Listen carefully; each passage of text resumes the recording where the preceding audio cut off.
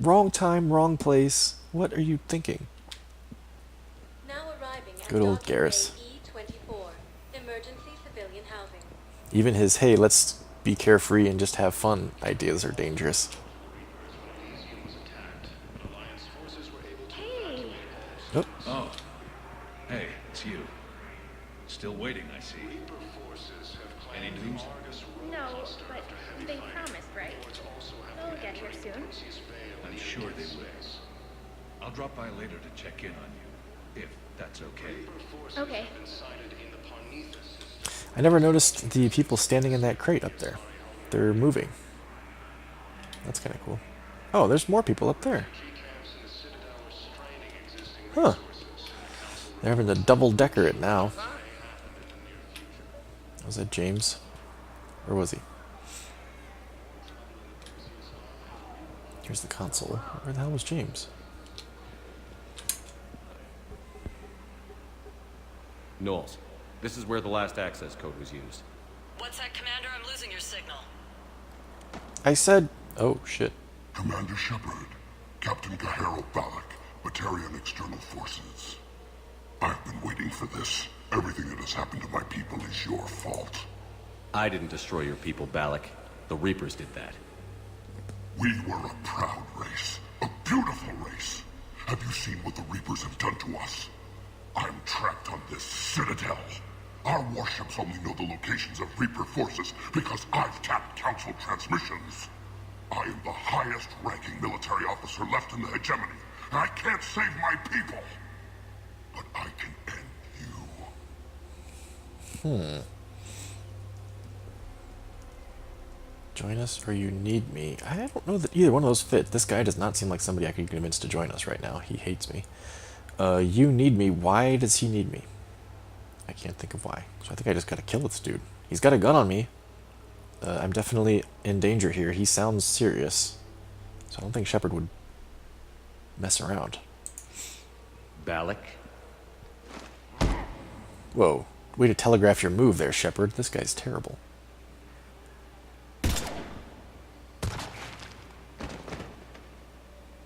I'm sorry for your loss. Shepard, you okay? Fine. This is the Batarian who was using the codes. Won't be a problem anymore. Thanks, Commander. I appreciate the help. Oh, and that dude killed a bunch of people, too. Forgot about that. Yeah, I don't think Shepard would try to convince that guy of anything.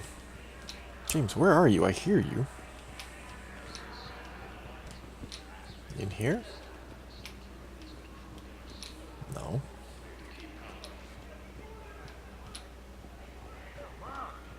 He's usually around the poker table.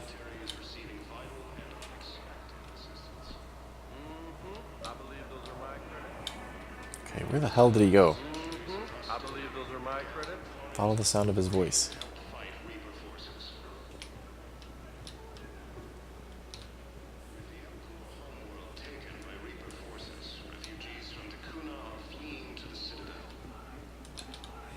Alright, well, apparently James is down here playing poker and I cannot find him. 4. That means he's right there, but he's not. Anyway, we got other stuff to do.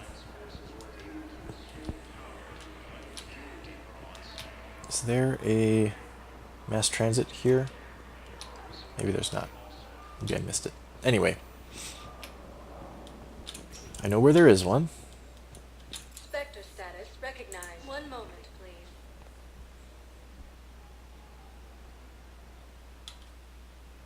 Now arriving at Docking Bay D-24. Alright. Let's... Oh. You have to return to the Normandy? You can't just... Maybe I can do it by going to the door? You can't just go to Anderson's apartment, huh? I'd like to request a transfer to a zone with Reaper, Sergeant. And may I ask why you think your deployment deserves special treatment, Private? I think I'll do better against the Reapers than Cerberus, ma'am. And what combat experience against Reapers are you basing this on? None, ma'am. Outstanding.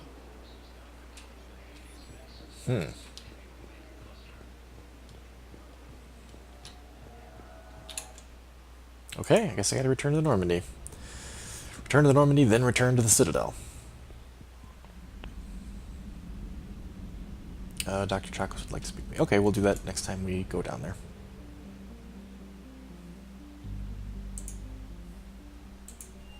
Alright. Here it is. Citadel DLC. I'm excited for this. Commander,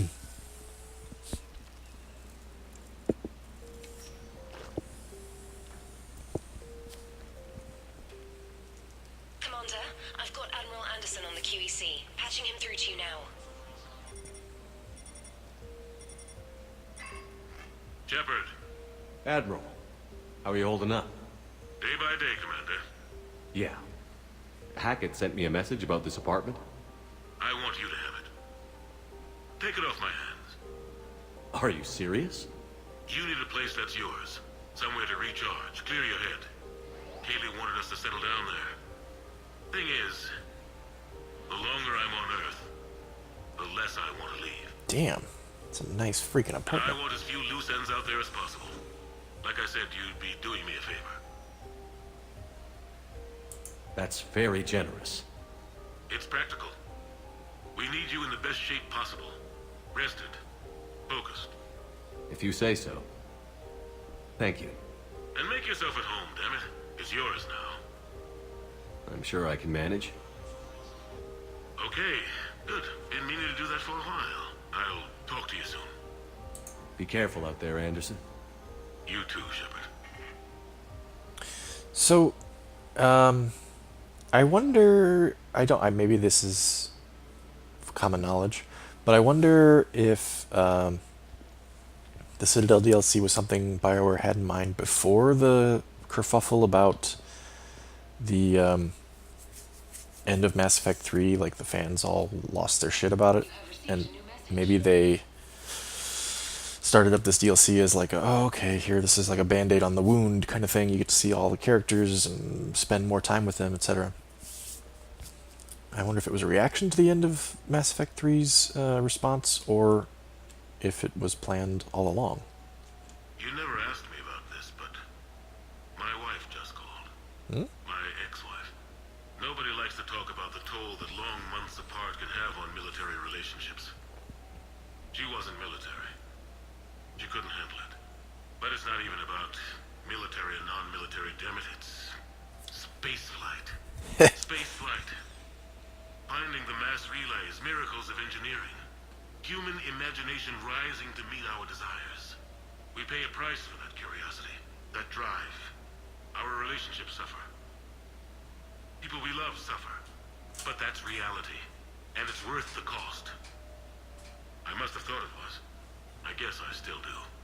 In the end, you just have to hope you made the right choices. For his own biography. Interesting. It's nice to see a big, beautiful grand piano here in Anderson's apartment. Is this... Oh, I see. The legs are weird. They have this, like, balance thing here. I was going to say there's no back leg. How the hell would it stand up? Also, I'm pretty sure that with pianos, the sound is dependent on the shape of the piano. So having this curve on this side, I don't know that that would work, that curve on the top. Additionally, the keyboard is pretty, but it's inaccurate. This keyboard on the far left starts with C.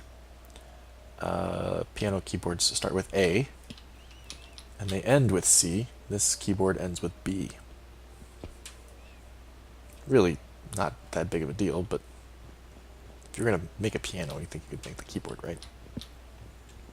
The Normandy? A brand new ship. My ship. You don't forget that moment. The first time you're standing there. The whole crew looking to you for direction. Unforgettable. I'd led men and women before that. Seen a lot of combat already. Always managed to find my way home in one piece. Do that a few times, you begin to think you know better than the next guy. Maybe you do, I don't know. But if you're lucky, really lucky, you find yourself on a good ship, in front of a good crew. A crew you can trust with your life. Gifted. discipline, brave, all of them eager to set sail into the endless black ocean. I still remember my XO asking what my orders were. Shepard, I said, let's see what we can find. Second star to the right. Straight on till morning. I love Keith David so much. He's so fantastic. I was just watching last night with my kids for the first time. I've seen it plenty of times before, but they had never seen it before. Pitch Black, the Vin Diesel Riddick movie. Of course, Keith David plays the Imam in that movie. He's great, of course. And then, And then he appears in the Chronicles of Riddick 2, the second movie. But yeah, I'm getting my Keith David fix lately, and I love it. These flames are unprotected by any kind of covering. No glass, no nothing. Though I do appreciate that they put the vents in there for exhaust. And one other thought I have here, this is going to be just me talking about what I think as I see this place. This traffic flying by at high speeds is terrifying. We've seen, in these 3 games, we've seen these vehicles crash at least twice that I can think of, maybe even more than that.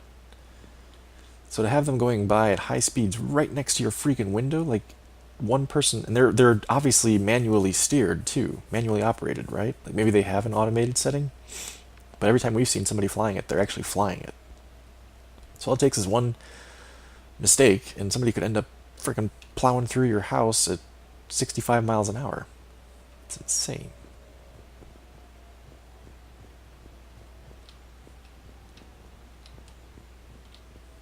Whoa, look at the size of that TV.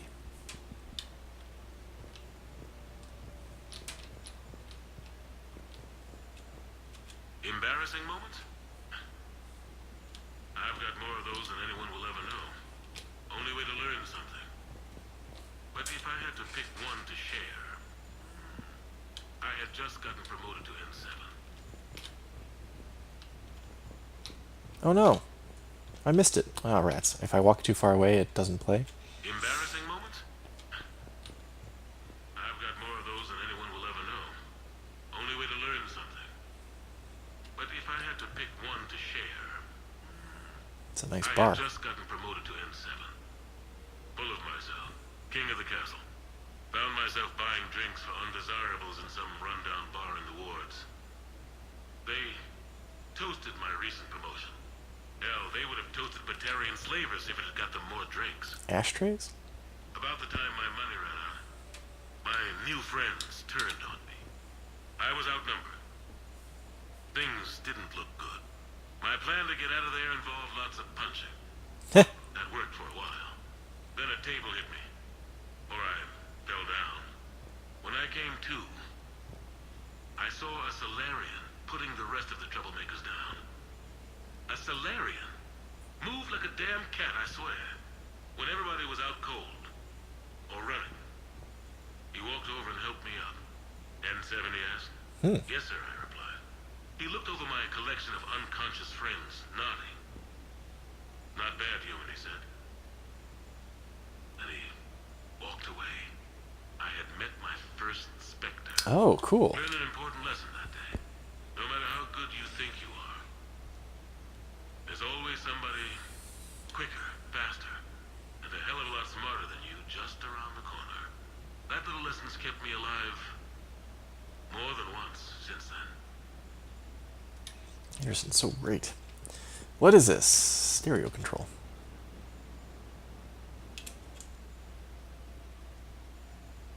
Okay. I can turn on and off music, I suppose.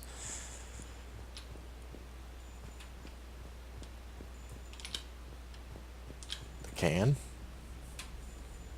It's a nice bathroom. Something's chiming at me. It's my room? Okay. I have your new questions here. As a leader, do I ever feel that the end justifies the means? Spirit of law over word of law. I'm not going to touch that with a 10-foot pole. I think I know what you're after. You're referring to the way I arranged to have the Normandy released to Commander Shepard before the Battle of the Citadel. I'm not sure how valuable hindsight is to the military. Obviously, it worked out for the best. Without the Normandy and Commander Shepard free to do what they needed to do, what we needed them to do, Saren might have taken the Citadel. I think it's clear what a different galaxy this would be if that had happened. I did what I had to. If I had been wrong, I would have gladly accepted the repercussions.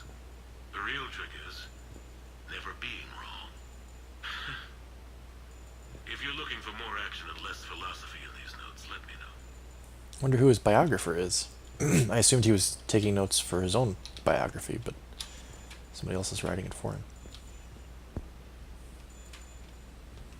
Is that a pull-up bar, or do they just hang a shower curtain in front of the closet?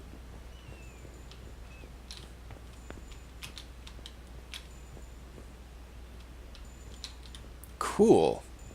Is that the SR-1? Looks like it. No, I think that's the S...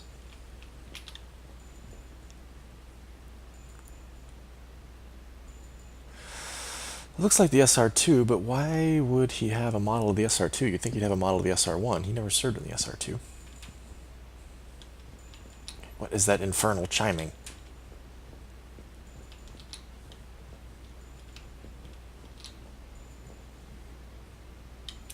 Sure, I can talk about Commander Shepard. Big topic.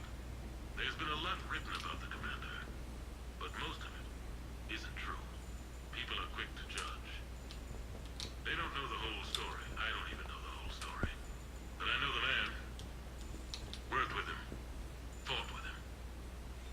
Trust him with my life. Shepard's had some rough patches. Who of us hasn't? He's been forced to fight a lot of battles alone. God only knows how he got out of some of that. Makes your head spin. Thing is, you never heard a complaint. Never once got, no sir, I can't do that. He never hesitated. Few people know what Shepard's been through. I'd like to think I come pretty close. And I worry sometimes he forgets. There's a whole bunch of people who lose sleep over him getting back home. Oh. Maybe it doesn't need to be said. Maybe we're too dumb to say it. Soldiers like the Commander are rare. Men like Shepard, even more rare. Man. I really, really want to read an Admiral Anderson biography now.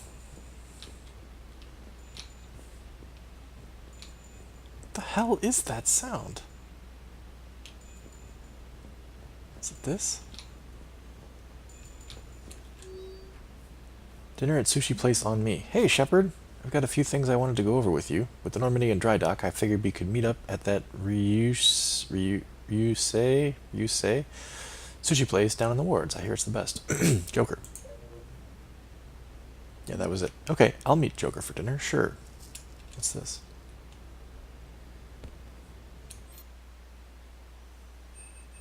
Oh.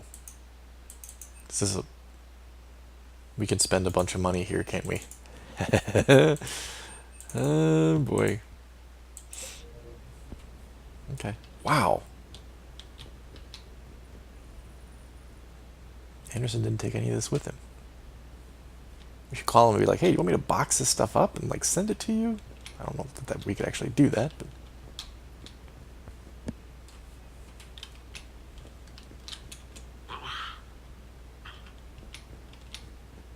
What was I talking about? Early days, right? People ask why I joined the military. Everyone talks about honor, duty, sure. But that's never the whole truth. It's 100 little things that add up to commitment. I joined because of a dog. Yeah? A dog. This patchy, mean son of a bitch that used to bark at me every day on my way to school. He'd snarl and I'd start running. Scared the hell out of me. I was just a kid. I remember being in a bad mood one morning. Angry, I can't recall why. When that dog started in on me, I snapped. Started barking right back. We both kept at it until we had nothing left. Dog never bothered me. That's kind of funny. Why'd I join the military? Hmm. Sometimes you just gotta howl to make things right. That's kind of funny. I'm trying to imagine a kid and a dog barking at each other until they both just get too tired to do it anymore. That'd be pretty funny to see. No, it's fine. I got a few minutes. First contact war? Yeah. I was there. My first real combat. First for a lot of us. I remember one night early in the war. Strapped to my seat as our transport approached the LZ. Everyone was dead silent. Just the sound of breathing. Good men. I trained with all of them. We were always joking and horsing around, but not this time. Just the rattle of the shuttle. And that heavy breathing. Everyone was thinking the same thing. We're off to fight alien invaders. Aliens. Think about that. We all grew up wondering what was out there. If we were alone in the universe. Now we knew. We weren't alone. And we were in trouble. So there we were. About to face an enemy as different and unknown as we could imagine. I knew I had to say something, keep the men relaxed. So I turned to the soldier beside me, Hendricks I think, and asked him how his mother was doing. Fine, he said. Why? Because I heard your mama so ugly the Marines thought she was a Turian. Almost shot her. Yeah. I got a few smiles. Then Hendricks turned to me and said, Hell, Anderson, I heard it was a picture of your mama that started this goddamn war in the first place. Scared the Turians shitless. Everyone had a good laugh at that. And the boys fought great that night. Sometimes that's all it takes. A joke, a pat on the back. Just a little reminder that everything's gonna be okay. I have never served in the military, and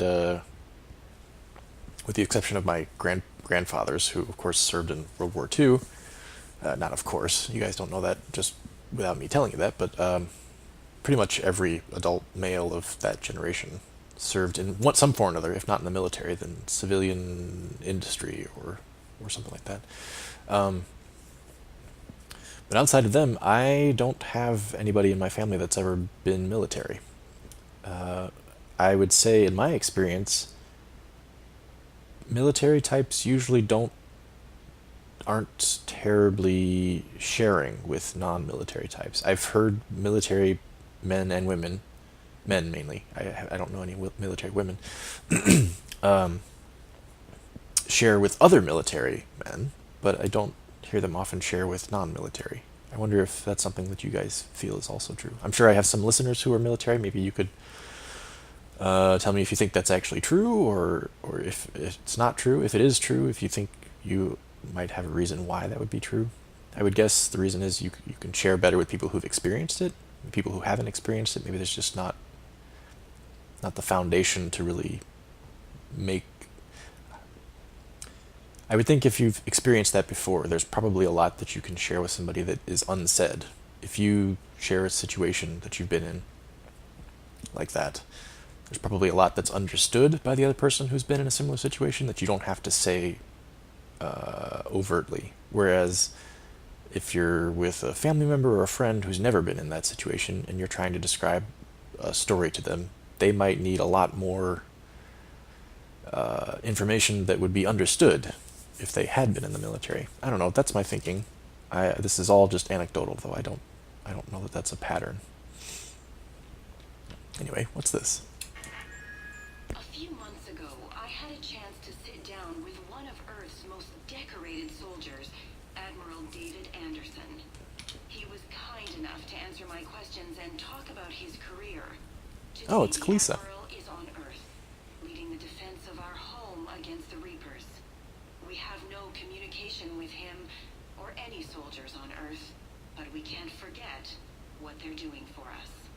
Tonight's show is dedicated to all of the soldiers out there, fighting and dying to keep us safe. Admiral Anderson, today marks the 30th anniversary of the N7 program. Can you describe your first day of training in this now famous program? The Interplanetary Combatives Training Program is all business from day one. How so? We're given basic gear, then separated and stranded on an asteroid with no nav data. The test ends when the last person runs out of oxygen. Sounds daunting. What happens to the ones who run out of air first? Out of the program. The best N7s can survive alone, but work together to survive even longer. That's very impressive, Admiral. Deep space survival training. That has to be so difficult. All of it would take such strength of character. Well, just plain strength. But then you seem like a strong person. I'm sorry. Is there a question in there? Well, does the program make the man, or do you think you were born for this? It's a bit of both, I suppose. Every soldier reaches a point in their career, sometimes more than once, when they are asked to give more than they ever thought they could. That moment is the test. I've seen men and women, almost sure to fail, persevere long past the point of breaking. That experience changes them.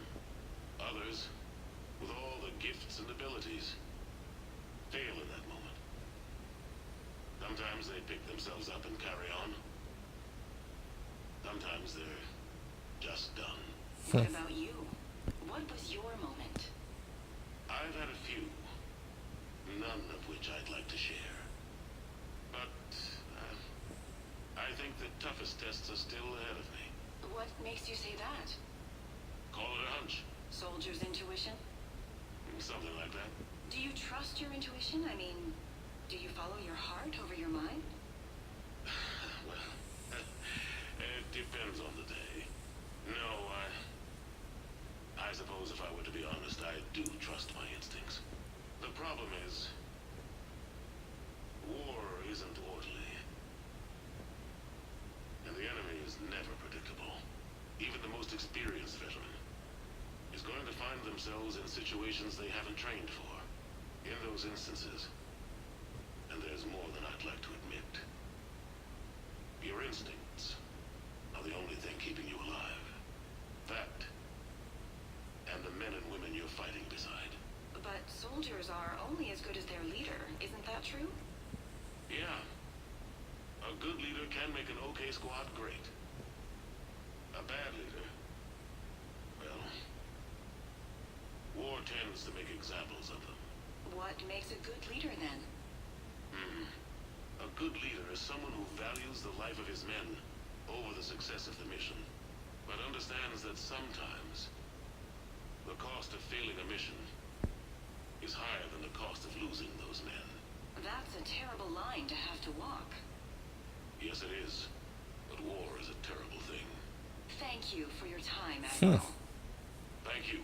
The remainder of this interview was to take a more personal look at Admiral Anderson's life. It wasn't finished when the Reapers invaded. We can only hope that the Admiral and the soldiers under his command survive to tell us the rest of their stories. I'm Khalisah Al-Jilani. Thank you for watching. That was awesome. I mean, we're just scratching the surface of this DLC, but I'm really happy with how much time they spent on Anderson. I was not expecting that at all. Because he is, I've said it before, he's one of my favorite characters in this game. These games. And I really appreciate that they're diving into the mentality of somebody who's been career military like that. I, as I said, have very little experience with the military myself, and very little experience with people who've been in the military, but I've always had a lot of respect for people who do that, because I think that it's a career that I myself, I don't think that I could do, or I don't know that I could do it well. And in the US at least, for those of you who aren't from the States, this is my impression of it anyway, there's a lot of kind of rah-rah patriotism surrounding the military, and there's a lot of civilians who quote, respect the troops, support the troops, stuff like that. And it always kind of seemed to me like that's a, I don't know, I don't want to cast aspersions on anybody, but my mind, it always seemed like compensating for something. I have a lot of respect for people who are in the military, because they're doing an incredibly difficult job, and they're doing that incredibly difficult job while risking their lives. I've done difficult jobs before. I've had jobs that included long, grueling hours and lots of not much downtime, and constantly having to be busy and constantly having to work as hard as you can, which is my impression of what the military is like. But I didn't have to do that job while also under threat of being seriously injured or even losing my life. So when I imagine doing the hardest job I could ever conceive of doing, and then also risking my life while doing it, it's crazy to imagine having to do that every day. So I have a lot of respect for people who do that. It bothers me, though, that American civilians get very like, oh, if I say I support the troops, that's enough. I feel like, I don't know, I question their motivation. Sometimes it feels like people who say that are trying to live vicariously or trying to, by saying that they support the soldiers unequivocally, I feel like they're trying to latch on to some of that glory that the soldiers get by doing their job, because the civilians don't deserve it. I don't think. I don't feel that. I don't like it when civilians insert themselves into that. Go military, woo! I feel like that's something that the military should have. I don't think that the civilians should. It's fine for civilians to be supportive, but I don't like when civilians. I feel like civilians are trying to jump on the bandwagon and be part of the military just by saying they support the military. Be supportive, great. Do what you can for veterans returning from war. Do what you can for veterans' families, people who have lost loved ones in war. Awesome. But trying to like pin something to your shirt as if you've done something that's meaningful when there are actually people out there losing their lives, that just seems like I don't know, what's the word for it? Self-aggrandizement, maybe? I don't know. Just my feelings on it. Okay.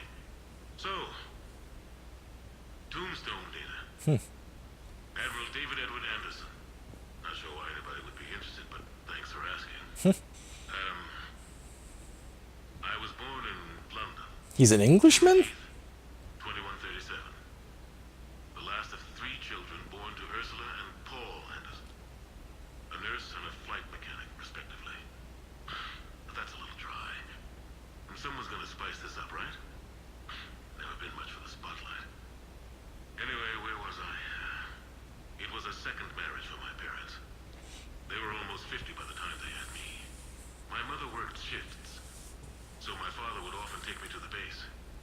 While he worked, I watched transport ships and fighters take off.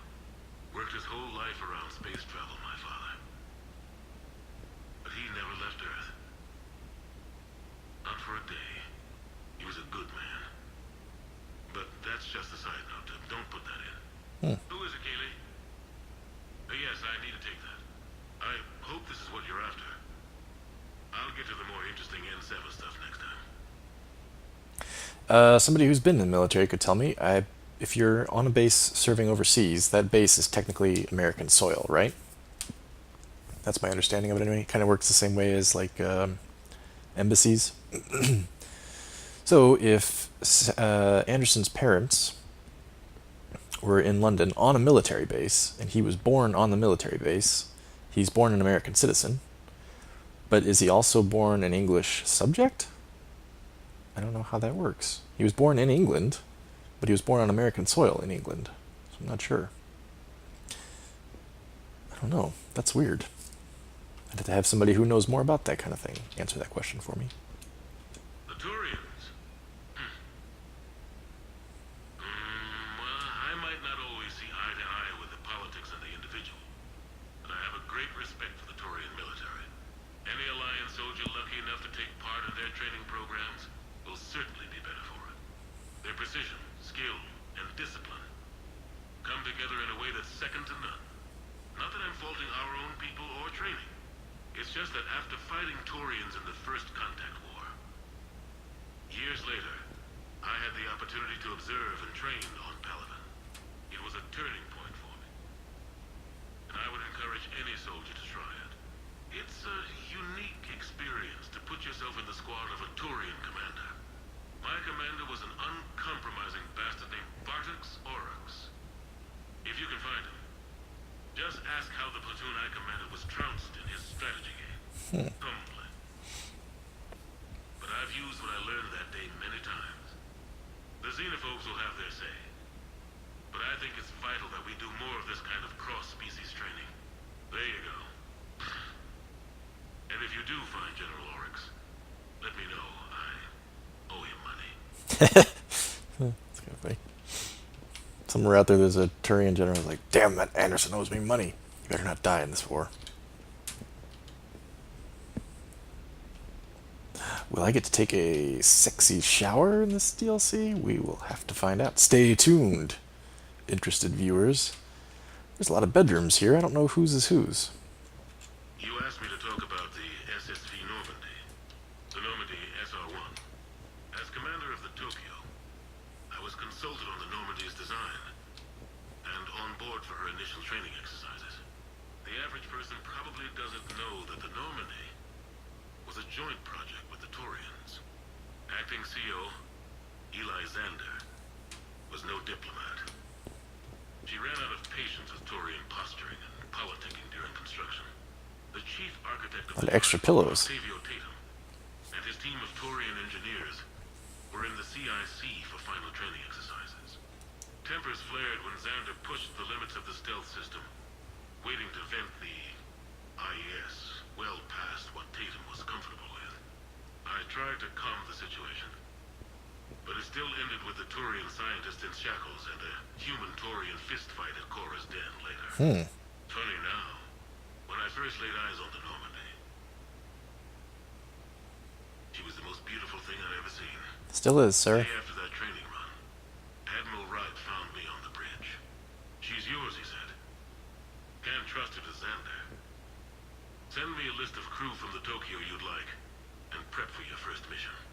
Short command thanks to Saren. Still, one of the highlights of a long career. One thing he doesn't mention there that would be pretty big is that that assignment got him promoted to commander, right? Because before that he was promoted to captain. Before that he was just a commander, I think, right? Is that the whole apartment? Alright, so we gotta go meet Joker for sushi. I wonder what I'm gonna wear. What do I wear?